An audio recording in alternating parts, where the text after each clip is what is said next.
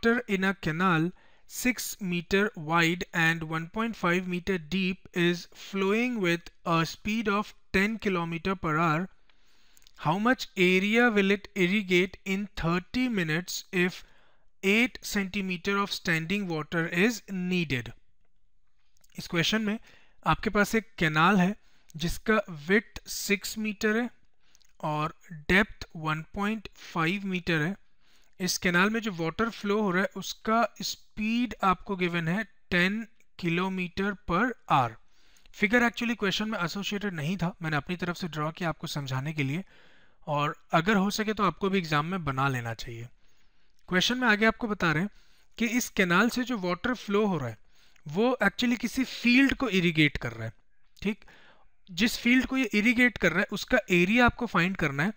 अगर उस फील्ड में स्टैंडिंग वाटर का हाइट 8 सेंटीमीटर है और जो वाटर फ्लो हुआ है वो 30 मिनट्स के ड्यूरेशन का होना चाहिए।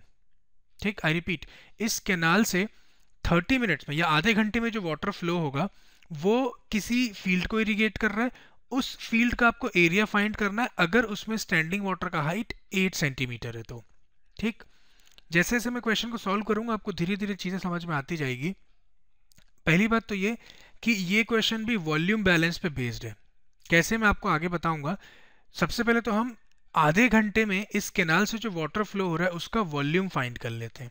ठीक, वॉल्यूम फाइंड करने के लिए हमको फॉर्मूला जो यूज करना पड़ेगा वो है, we have volume of water flowed through the canal is area of cross section of the canal into speed of water flowing through the canal. Now cross section area, अगर आप इस canal का cross section देखें, ये cross section ये आपको rectangular दिख रहा होगा। ठीक, जिसमें जो विड्थ आपको गिवन है 6 मीटर वो रेक्टेंगल का लेंथ है और जो डेप्थ आपको गिवन है 1.5 मीटर वो रेक्टेंगल का ब्रेड्थ है। So here we have area of cross section as 6 into 1.5। ध्यान रखिएगा यूनिट इसका मीटर है, इसका भी मीटर। मैं यूनिट क्यों लिख रहा हूँ आपको भी समझ में आ जाएगा। Into speed of water is 10 kilometre per hour.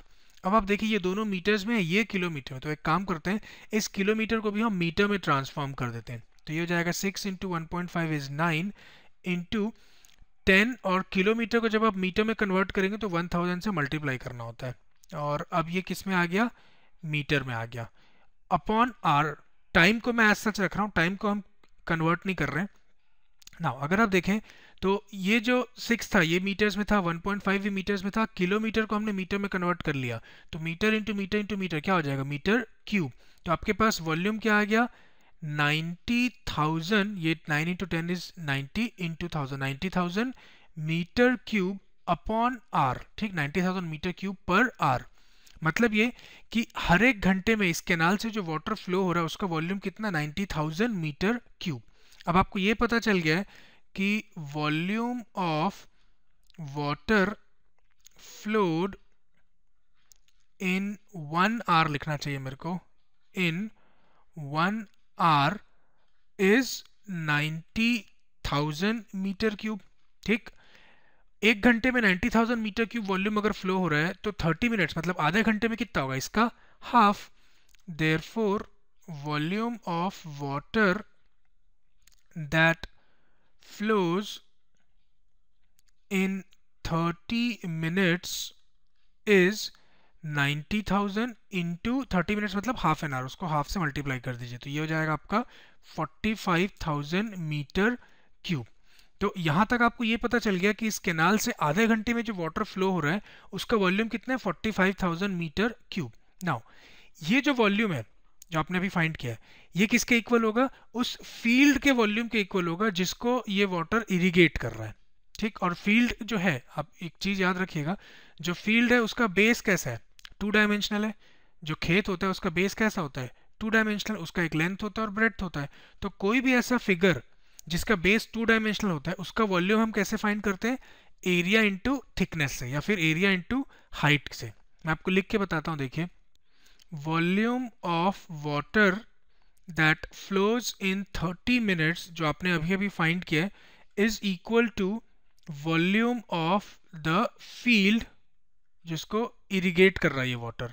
Now ये तो आपने फाइंड किया 45,000 metre cube equals to field का वॉल्यूम कैसे फाइंड करेंगे आप, एरिया इनटू थिकनेस, थिकनेस की जगह हाइट लिख दीजिए क्योंकि आपको स्टैंडिंग वाटर का हाइट गिवन है 8 centimetre, which gives us 45,000 equals to area को तो अभी ऐसा छोड़ दीजिए इनटू हाइट आपके पास 8 सेंटीमीटर में, तो इसको एक काम करें मीटर में कन्वर्ट करिए।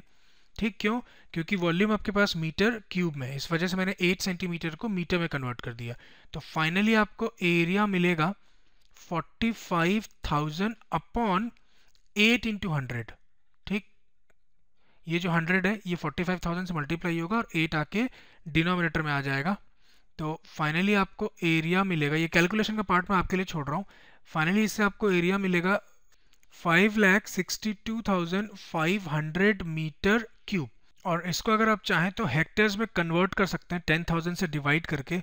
तो जब आप इसको 10,000 से डिवाइड करेंगे तो एरिया मिलेगा आपको 56.25 और यूनिट हो जाएगा hectares. So finally we have area of the field as 56.25 hectares. So this completes our solution. Let us see the last question of the same exercise.